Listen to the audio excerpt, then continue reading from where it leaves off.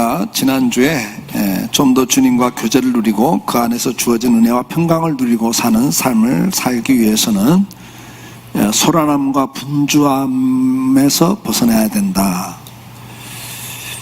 마귀의 속임수 가운데 가장 대표적인 것이 뭐라고 그랬죠? 다른 사람보다 앞서가야 된다. 좀 더 가져보라.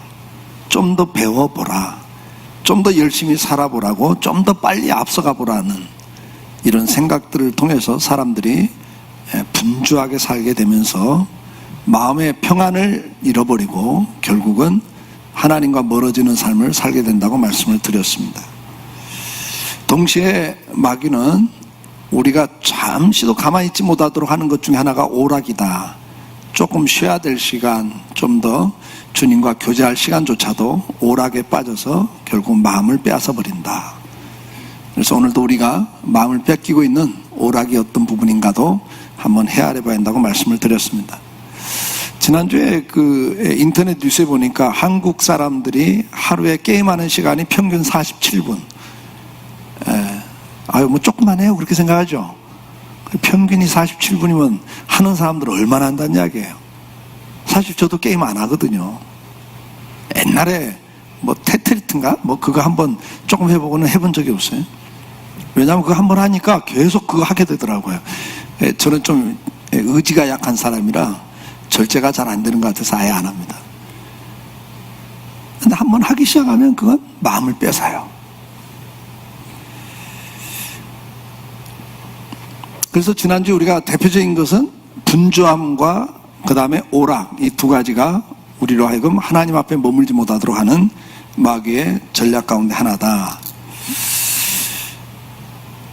오늘은 이제 우리가 좀 생각해야 할 부분이 우리 마음을 잘 다스려야 된다는 주제입니다. 십자가의 요한은 이런 이야기를 했습니다. 사람들이 하나님 외에 다른 것을 기뻐할수록 하나님으로 인한 기쁨은 그만큼 약해지고 다른 것에 소망을 둘수록 하나님을 향한 소망은 그만큼 줄어든다 그랬습니다. 무슨 이야기입니까? 무엇을 추구하는 만큼 다른 쪽은 제대로 못한다는 이야기죠. 밤새도록 게임을 하고 녹초가 되어 학교에 가면서 공부하는 학생은 공부에 집중할 수가 없습니다. 밤새도록 스포츠 중계를 보고 녹초가 되어 출근한다면 어떤 병명도 상사에게 통하지 않는 업무 능력이 나옵니다.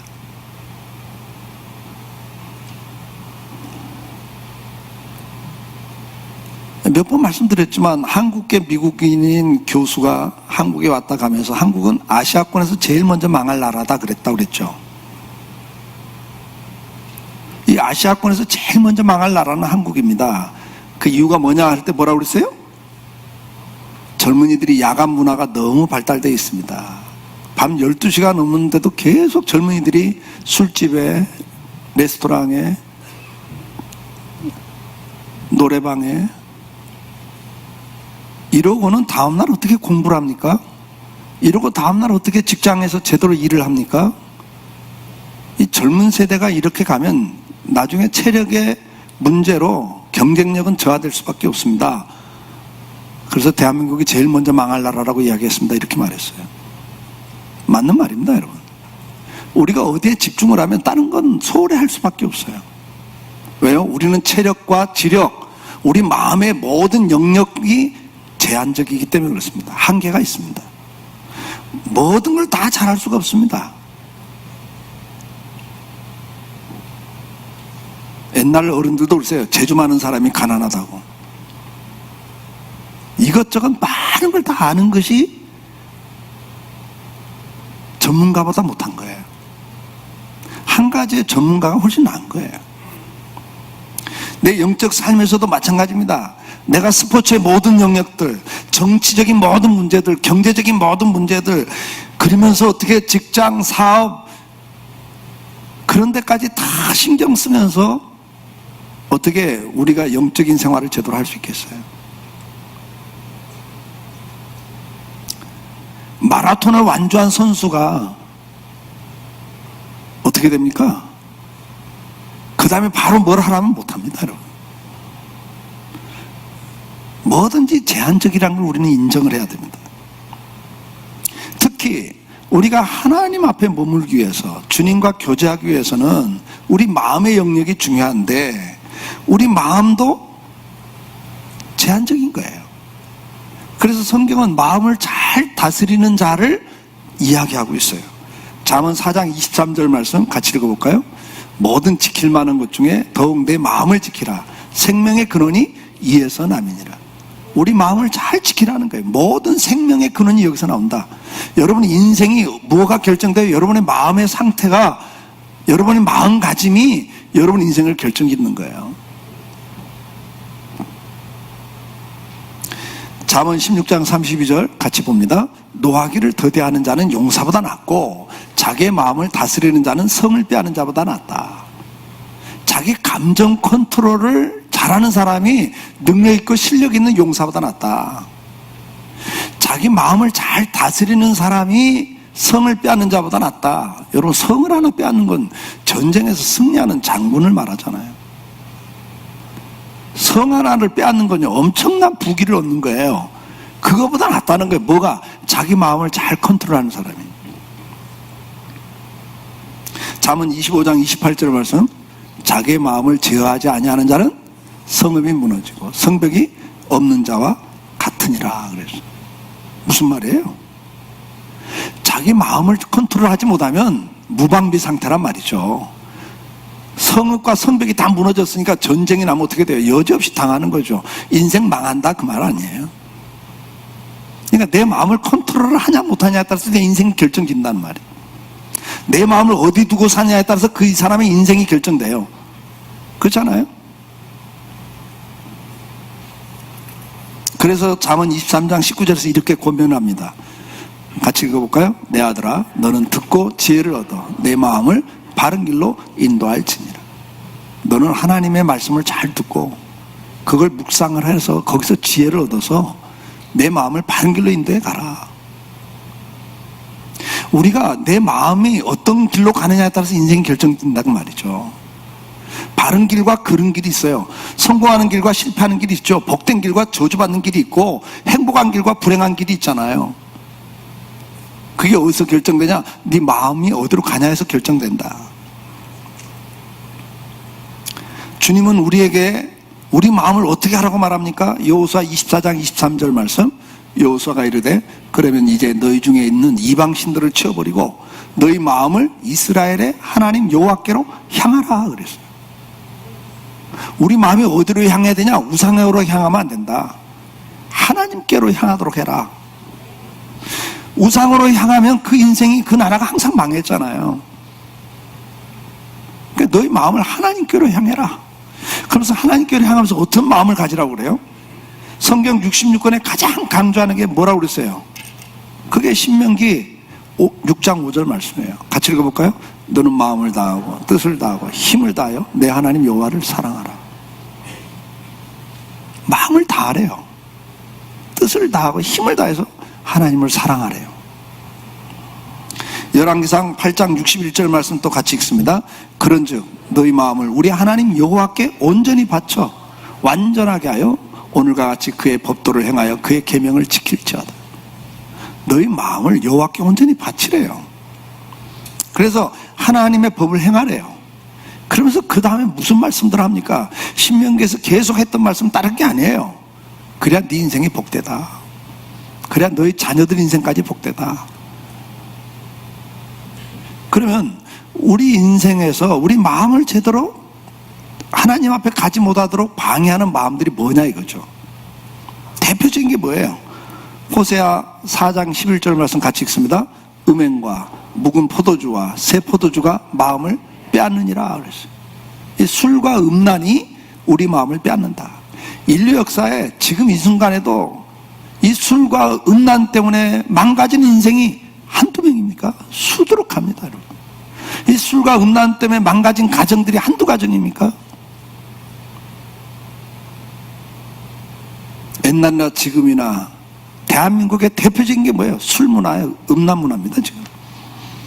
드라마를 보면 술이 안 빠져요. 심각한 거예요, 여러분. 심각해요.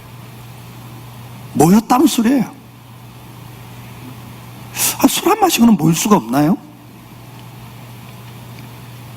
음식점 갔는데도 한쪽에서 막 권사님인데 술 시키더라고. 소주 시키고 맥주 시키고. 권사라고 부르지 말든지.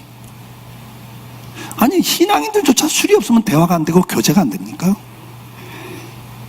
그래도 한 잔 들어가야 그게 정상이냐고요. 한 잔 들어가야 마음이 열린다. 그게 정상 아니잖아요. 열왕기상 11장 3절 말씀 한번 같이 볼까요? 왕은 후궁이 700이요 첩이 300이라 그 여인들의 왕의 마음을 돌아서게 하였더라. 그 다음 구절, 솔로몬이 나이가 많을 때 그의 여인들이 그 마음을 돌려 다른 신들을 따르게 하였으므로 왕의 마음이 그의 아버지 다윗의 마음과 같지 아니하여 그의 하나님 여호와 앞에 온전하지 못하였으니 그래요. 그리고 그 결과가 뭡니까? 이 음란 때문에 솔로몬 같이 그렇게 지혜로웠던 왕, 하나님을 잘 섬기던 왕이 하나님으로부터 돌아서 버려요. 그러니까 우리 마음을 하나님으로부터 향하도록 해야 되는데 다른 데로 향하도록 하는 것 중에 대표적인 게 술과 음란이에요. 그 결과가 뭐냐고요? 이스라엘이 두 쪽이 나는 거예요, 여러분. 우리 남북한이 나눠잡고 전쟁 한 번 했습니다. 6.25 전쟁 한 번 했어요. 근데 북쪽과 남쪽 이스라엘 왕조는요, 계속 전쟁이에요. 그 많은 전쟁을 해야 됐다고요. 그 민족의 비극이 어디서부터 시작돼요? 솔로몬 왕의 타락부터 시작됐어요. 지도자의 타락이, 정치 지도자의 타락이 국가를 망하게 하는 거란 말이에요. 근데 그게 뭐예요? 음란에서부터 시작됐어요.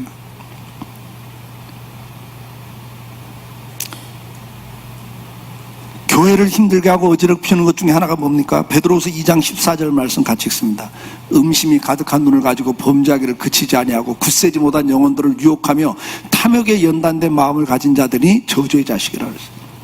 교회 안에서도 누군가 은근히 탐심을 갖고 자꾸 사람들 옆에서 욕심을 갖게 만들어. 믿음과 신앙보다는 그래도 돈이 좀 있어야 되고 뭐가 좀 있어야 되고 사람들의 마음을 자꾸 이렇게 유혹하는 자들이 있다고 그랬어요. 근데 그들은 저주의 자식이라고 그랬어요. 디모데전서 6장 10절 말씀 같이 읽어봅니다. 돈을 사랑하며 일만하게 뿌리가 되나니 이것을 탐내는 자들은 미혹을 받아 믿음에서 떠나 많은 근심으로 자기를 찔렀도다. 누차 말씀드렸잖아요. 돈이 악이 아닙니다, 여러분. 돈이 잘못된 게 아니에요. 돈은 뭡니까? 물질이에요. 물질은 하나님이 우리 보고 누리고 살으라고 주신 축복입니다. 엿새 동안 모든 걸 만들어 주셨어요. 우리 누리고 살으라고. 그게 물질이에요, 여러분. 물질이 악한 게 아니라 뭐가 물질을 사랑하는 게 악으로 넘어가는 길이라고 말이죠. 오늘 세상에 수많은 갈등과 사기, 전쟁이 다 돈 때문 아닙니까? 이 물질에 마음을 뺏겨버리면 부부 간에도 보험 들어놓고 죽이질 않나. 부모 자식 간에도 없습니다. 돈 앞에서는요. 여기에 마음을 뺏겨버리면요, 국가 간에도 전쟁을 일으켜요. 여기 마음을 뺏기니까 나눔이 없잖아요. 사회 환원이라는 게 없어져 버려요. 수단과 방법을 가리지 않고 편법을 쓰면서 축적을 시켜가죠. 야고보서 5장 5절은 뭐라고 말씀합니까? 너희가 땅에서 사치하고 방종하여 사륙의 날에 너희 마음을 살찌게 하는도다. 하나님 심판거리다 그래요.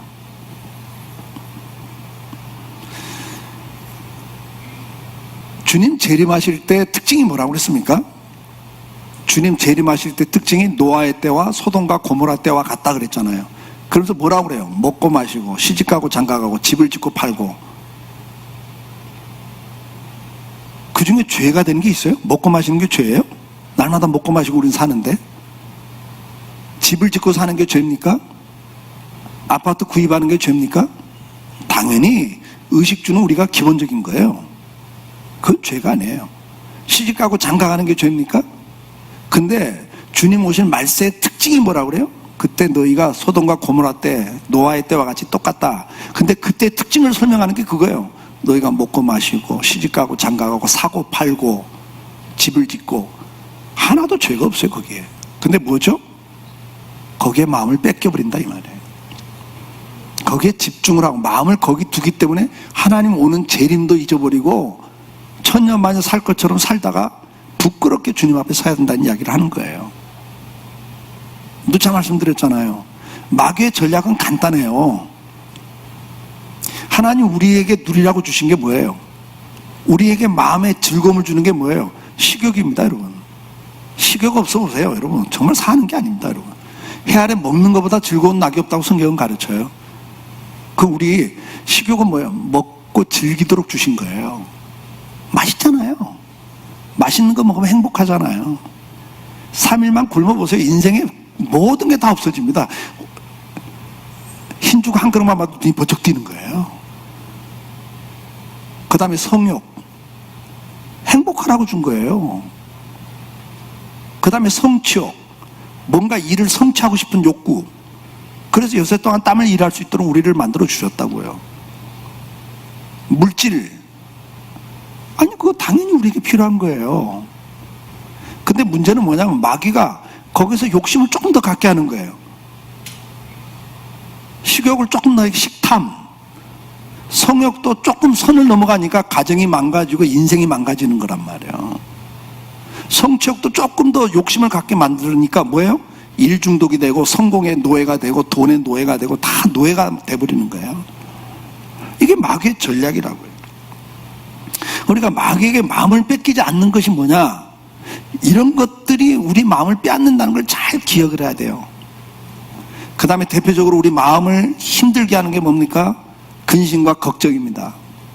누가복음 8장 14절 말씀 같이 읽어볼까요? 가시떨기에 떨어졌다는 것은 말씀을 듣는 자들이나 지내는 중에 이생의 염려와 재물과 향락의 기운이 막혀 온전히 결실하지 못하는 자예요.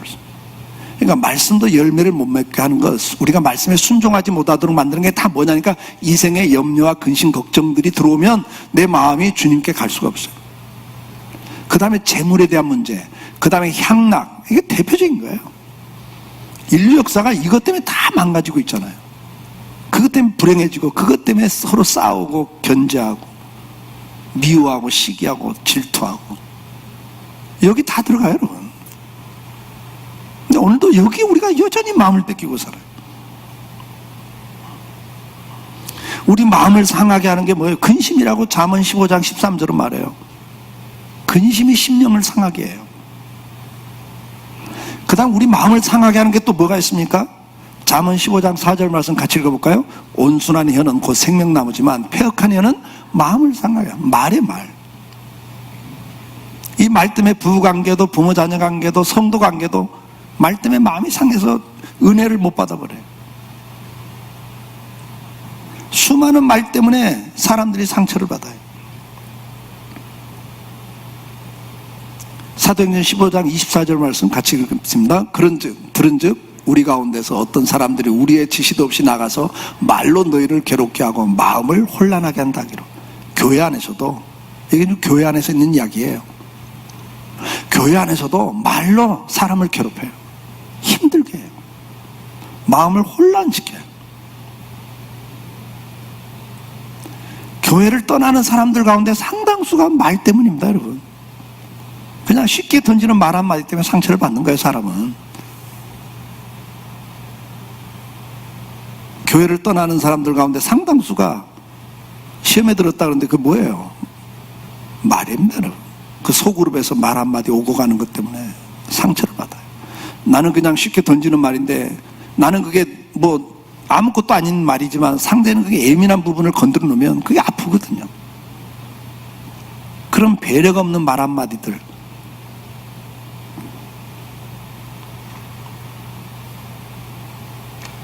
그 다음에 또 뭐가 있겠어요?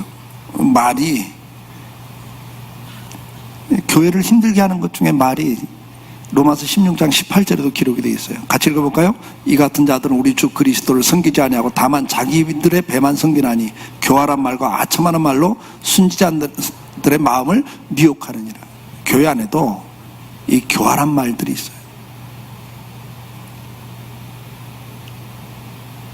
자기 입장, 자기 생각을 가지고 말하는. 근데 이것이 사람들의 마음을 싹 움직이게 하는데 은혜를 못 받게 하면 여러분 안 되는 거예요. 또 뭐가 우리로 하여금 하나님 앞에 온전히 가지 못하도록, 마음을 주님 앞에 주지 못하도록 합니까? 로마서 2장 5절 말씀 같이 읽어봅니다. 다만 내 고집과 회개하지 않은 마음을 따라 진노의 날 곧 하나님의 의로우신 심판이 나타나는 그날에 임할 진노를 내게 쌓는도다. 여기 고집을 이야기해요. 고집이란 게 뭡니까? 자기 주관이거든요. 자기 주장이거든요. 근데 주님은 말해요. 네 그 고집 때문에, 네 주장, 네 주관 때문에 네가 하나님의 심판을 받을 수 있다. 그러면서 로마서 11장 20절에서는 이렇게 권면해요. 같이 읽어봅니다. 옳도다. 그들은 믿지 아니함으로 꺾이고 너는 믿음으로 섰느니라. 높은 마음을 품지 말고 도리어 두려워하라. 교만한 마음이 우리로 하여금 하나님 앞에 나갈 수 없도록 만들어요. 자기 그 교만함. 그래서 로마서 12장 16절 또 같이 읽어봅니다. 서로 마음을 같이하며 높은 데 마음을 두지 말고 도리어 낮은 데 더하며 스스로 지혜는 체하지 말라. 자기 주장이 옳다고 그걸 너무 주장하지 말라는 거예요. 그건 지혜로운 게 아니다. 마음을 같이 하는 게 중요하고, 그러기 위해서는 높은 데 마음을 두지 마라. 교만하지 마라. 우리는 생각이 달라요. 보는 관점이 다릅니다. 똑같은 어떤 상황을 봐도 보는 관점에 따라서 그걸 평가하는 게 달라요. 어떤 사람을 볼 때도 보는 관점이 달라요. 근데 내 관점이 전부인 것처럼, 절대적인 것처럼 말해버리면 여러분 그건 굉장히 위험한 거예요. 그래서 너는 스스로 네가 지혜롭다고 생각하지 말고, 네 주장이 절대적이라고 옳다고 주장하지 말고 마음을 좀 같이 모아라. 그래서 성경에서 고린도에서 뭘 이야기합니까? 같은 마음, 같은 뜻, 같은 말을 해라. 다시 말해서 하나님 은혜 가운데 있는 하나님의 뜻을 가지고 이야기하라. 그 마음을 갖고, 마음을 가지고. 우리가 마음을 주님 앞에 온전히 가지 못하는 것 중에 대표적인 게 하나가 교만한 마음, 고집이라는 것도 기억을 해야 됩니다. 로마서 12장 2절 말씀 같이 읽습니다. 너희는 세대를 본받지 말고 오직 마음을 새롭게 함으로 변화를 받아 하나님의 선하시고 기뻐하시고 온전하신 뜻이 무엇인가 분별하도록 하라. 이 세대를 본받지 말라고 그랬어요. 이 세대는 뭐냐면 가치관. 오늘 이 시대의 가치관이 뭐죠? 돈이 최고다, 건강이 최고다, 외모가 중요하다, 스펙이 중요하다, 여러 가지입니다, 여러분. 그런 것들, 가치관을 줘서 그것이 우리 마음을 지배해버리면 주님 앞에 갈 수가 없어요. 주님의 음성을 들을 수가 없어요. 역대하 12장 14절 말씀 같이 읽습니다. 르호보암이 악을 행하였으니 이는 그가 여호와를 구하는 마음을 굳게 하지 아니하였습니다. 여호와 앞에 나가는 마음, 하나님을 향하는 마음을 굳게 하지 않을 때, 이게 믿음이 약할 때 어떻게 해요? 악으로 가버려요. 그러니까 내 마음을 어떻게 내가 관리하느냐에 따라서 내가 선한 길, 악한 길, 복된 길, 저주받는 길, 행복한 길, 불행한 길, 나와 내 가정을 흥하게 하는 길, 망하게 하는 길, 이게 다 어디서 시작해? 내 마음에서부터 시작되기 때문에 내 마음을 잘 지키라고 성경은 우리에게 가르쳐요. 신명기 5장 29절 말씀 같이 읽습니다. 다만 그들이 항상 이 같은 마음을 품어 나를 경외하며 내 모든 명령을 지켜서 그들과 그 자손이 영원히 복받기를 원하노라. 하나님을 제일 마음을 다해서 하나님을 사랑하는 마음을 품고 살면, 그러면 당연히 그 말씀을 순종하게 돼 있고, 그러면 당연히 그와 그 자손들이 복을 받는다. 그렇게 성경은 가르치는 거예요. 역대하 15장 15절 말씀 같이 읽습니다. 온 유다가 이 맹세를 기뻐한지라 무리가 마음을 다하여 맹세하고 뜻을 다하여 여호와를 찾았으므로 여호와께서도 그들을 만나 주시고 그들의 사방에 평안을 주셨더라. 하나님 앞에 나갈 수 있기를 주의 이름으로 축복합니다. 프랑스와 페네롱은 이런 말을 했습니다. 하루 일과 속에서 우리는 마음을 추스리는데 익숙해져야 된다. 하루를 살아가면서도 계속 내 마음을 추스리는데 우리는 익숙해야 된다.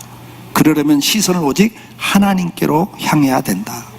마음이 뒤숭숭해질 때마다 즉각 내면의 모든 움직임을 가라앉히자. 하나님께로부터 오지 않는 낙을 모두 멀리하자. 헛된 생각과 꿈을 잘라내자. 빈말을 하지 말자. 하나님을 구하자. 그러면 반드시 그분을 만날 것이다 그랬어요. 우리가 하루하루를 살아가면서 일과 속에서 마음을 추스리는데 익숙해져야 됩니다. 내 마음을 잘 관리를 해야 됩니다. 그러려면 시선을 오직 하나님께로 둬야 된다고 페네룡은 말합니다. 마음이 뒤숭숭해질 때마다 즉각 내면의 모든 움직임을 조용히 가라앉혀야 된다. 화가 날 때도, 엉뚱한 음욕이 올라올 때도, 미움이 솟아올라올 때도, 그때마다 어떻게 하라고요? 즉각적으로 내 마음의 움직임을 가라앉혀야 된다.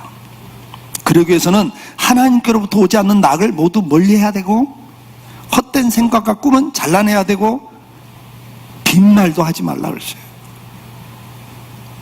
하나님을 구하자. 자, 우리는 그동안 몇 년 동안 계속 하나님 은혜 보좌 앞에 나가자는 주제의 설교를 했고, 그러기 위해서는 우리가 어떻게 해야 되는가, 말씀 묵상하는 법, 기도하는 법도 계속 다뤘습니다. 금년에 들어와서도 제가 요 근자에 한 7, 8년 전부터 계속 주제는 그거였던 것 같아요. 하나님께서 계속 그런 무엇을 말씀을 전할까를 묵상하면 계속 그런 쪽이 왔어요. 지난 10주간에는 인생 여정에서 내 신앙 여정은 지금 어디쯤 와 있는가? 어느 단계에서 발목 잡혀서 주저앉아 있지는 않는가? 주님과 온전한 연합의 단계까지, 주님 앞에 깊은 교제하는 단계까지 가야 되는데, 첫사랑 잃어버리고 지금은 무덤덤하게 살아간다면 뭔가 내 영혼이 병들어 있는 거잖아요. 그래서 우리가 주님 앞에 가는 그 시간을 만들어야 되고, 주님 앞에 머무는 그 훈련을 해야 되는데, 그 일을 위해서 어떻게 하자고 그랬어요? 구약의 성도들은 하루 3번 시간을 정해놓고 시편을 암송하고 기도했다고요. 초대교회는 세례받는 교인들에게 하루 3번 주기도를 하도록 가르쳤어요. 그거 가지고는 부족하니까 어떻게 했어요? 시편을 암송하고 묵상했고, 특히 초대교회 성도들은 예수님의 행적과 말씀을 더 집중해서 주님에게 더 집중해보자 그래서 공감복음서를 더 집중적으로 묵상했어요. 그리고 그거 갖고도 안 되니까 어떻게 했어요? 내 마음속에서 어떤 생각만 올라오고, 어떤 감정이 올라오고, 어떤 생각이 떠오르면, 어떤 일이 내 앞에서 발생하면 그들은 그때마다 주님 앞에 나가는 기도, 주님 앞에 나오던 사람들이 했던 그 기도, 주여 나를 불쌍히 여기소서, 주여 나를 도와주소서. 초대교회는 주님 앞에 나왔던, 성경을 보면서 주님 앞에 나왔던 사람들이 무슨 말하고 나왔는가? 제일 많은 말이 뭐예요? 주여 나를 불쌍히 여기소서 하면서 주님 앞에 나왔거든요. 주여 나를 도와주소서, 주여 나를 긍휼히 여기소서, 그러면서 주님 앞에 나왔거든요. 그래서 짬만 나면 그 기도를 하자 그랬어요. 우리가 하루하루를 살면서 이것이 마음을 추스리는데 익숙해져야 된다고 페네룡이 말한 것처럼 훈련할 수 있기를 주의 이름으로 축복합니다. 우리가 짬날 때마다, 부정적이고 헛된 생각이 나를 지배하려고 할 때마다 주여 나를 불쌍히 여기소서, 주여 나를 긍휼히 여기소서, 주여 나를 도와주소서, 이 기도를 되뇌일 수 있기를 축복합니다. 그래서 여러분 마음이 잠잠해지도록, 그래서 주님 앞에 나갈 수 있도록, 성령께서 우리 안에서 탄식하며 하시는 말씀을 들을 수 있도록 마음의 은혜가 회복되기를 주의 이름으로 축복합니다. 우리는 마음을 주께로 향하도록 주님을 만나야 됩니다. 그러므로 마음을 잘 관리해야 됩니다. 지금 내 마음이 무엇에 의해 분열되고 복잡해지고 빼앗기고 있는가? 음란과 음주, 쾌락인가? 물질에 대한 욕심인가? 아니면은 갖가지 스트레스, 근심, 걱정인가? 아니면 누구의 말 때문에 내 마음이 지금 상처를 받고 흔들리고 있지는 않는가? 아니면 내 고집과 교만함인가? 세상의 사상과 가치관이 나를 지배하고 있지는 않는가? 내 연약한 믿음이 주님께 가는 마음이 약해지니까 다른 데로 마음을 뺏기고 있지 않는가? 이 모든 것들 중에 나에게 해당되는 것이 무엇인가를 다시 한번 점검해 보시고 주님을 향해서 나갈 수 있도록 그것들을 제거하는 일에 나설 수 있기를 축복합니다. 그 일을 위해서 어떻게 하자고요? 하루 3번 주기도 해봅시다. 시편을 한 장씩 보면서 암송해보고 한 구절이라도 암송하고 묵상을 해보세요. 마태, 마가, 누가, 요한복음 가운데 한 복음서를 정해놓고 하루에 몇 절씩 읽으세요. 그리고 그걸 묵상해보세요. 그리고 짬만 나면 주님 앞에 나가는 기도, 주여 나를 불쌍히 여기소서, 주여 나를 도와주소서, 그 기도를 읊조리면서 여러분 마음을, 여러분 생각을 주님 앞에 갈 수 있도록 추스려 보시기를 주의 이름으로 축복합니다. 기도하겠습니다.